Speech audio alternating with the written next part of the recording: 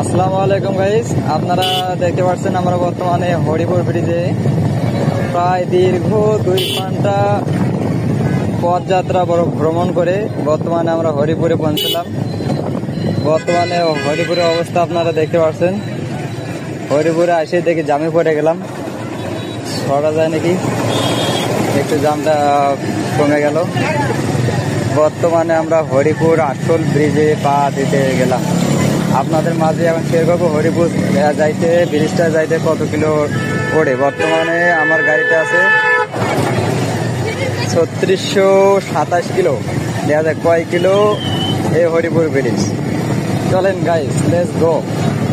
সুন্দর সুন্দর মাইয়া দেখবেন, সুন্দর সুন্দর ছেড়ে দেখবেন। হরিপুরে আইবেন, শুক্রবার করে আইবেন, ঈদের পরের দিন আইবেন। যা যেরকম মেয়ে পছন্দ নেবেন চলে যাবেন। এই হুজুরেবাড়ির দিকে একটু ফোকাস করবেন, সুন্দর মতো ছবি ওঠাচ্ছে। বর্তমানে দৃশ্যটা দেখে আমি সত্যি মুগ্ধ হয়ে গেলাম। তারপরে আর কিছু বলার নয়, সত্যি অনেক সুন্দর একটা পরিবেশ। এরকম পরিবেশ এর আগে আমি দেখি নাই। অনেক সুন্দর লাগছে আমার কাছে এই হরিপুর ব্রিজটা। বর্তমানে আমি ঢাকা থেকে আসলাম। ঢাকা থেকে শুধু হরিপুর ব্রিজটা উদ্বোধন করছে, আমি আসতে পারি নাই। আমি কাজে একটু ব্যস্ত ছিলাম, এই কারণে আজ অফ ডে। অফ ডের কারণে আমি চলে আসলাম হরিপুর ব্রিজে। তো হরিপুর ব্রিজে এসে দেখি কচি কচি লারকা, কচি কচি ফেরি, ঘুড়ি থেকে শুরু করে সবারই অহংকারের ছবি দেখে তো আমি মুগ্ধ হয়ে গেলাম। ও সেই পানি তেমন একটা নাই, গোসল করতে চাইছিলাম, গোসল করতে আর পাইলাম না।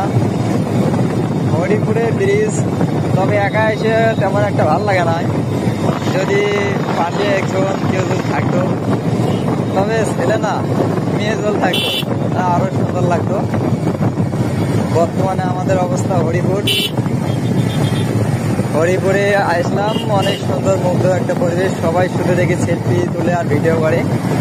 বর্তমানে আমাদের ভিডিও করার মতো একজন আমার বেস্ট ফ্রেন্ড আছে, ও ভিডিও করতেছে। ভিডিও করে না, অনেক লজ্জাপতি গাছে যেমন টোকা দিলে যেমন সঙ্গে সঙ্গে বন্ধ মন যে যায়, ঠিক যেমন আমার বন্ধুর শরম লজ্জা এক ওই রকম সেম। হরিপুর ব্রিজে এসে দেখি সব মাইয়ের বুকের একটা রমনা নেই, কিছু বুঝলাম না ভাই। এতদিন দেখলাম শহরে যেরকম অবস্থা, এখন এসে দেখি গ্রামগঞ্জে সেম একই অবস্থা। এটা কোনো অবস্থা হইল? আচ্ছা বন্ধুরা, স্বাগতম। ঠিক আছে, আচ্ছা।